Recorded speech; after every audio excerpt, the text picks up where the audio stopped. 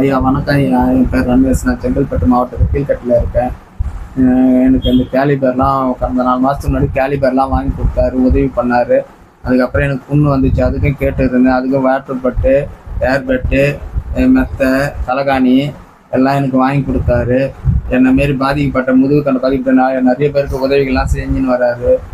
நான் அவருடைய வீடியோலாம் ஃபேஸ்புக்கெல்லாம் எல்லாத்தையும் பார்ப்பேன். அதை பார்த்துட்டு எனக்கு ரொம்ப பிடிச்சிருக்கு அவரை.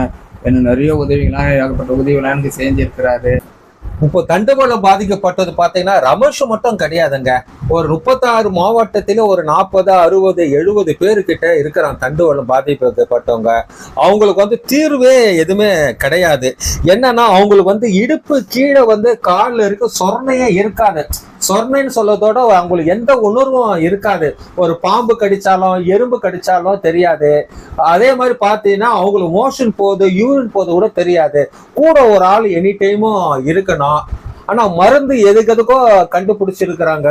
ஆனா தண்டுவலம் பாதிக்கப்பட்டவங்களுக்கு அது இன்னும் சரியான முறையில கிளியர் ஆகல. ஒரு பாத்தீங்கன்னா 100ல ஒரு 5 பேர் தான் கிளியர் ஆகுது. 95 பேர் பாத்தீங்கன்னா படுக்கையிலேயே தன் வாழ்க்கையை போக்குறாங்க இவங்க.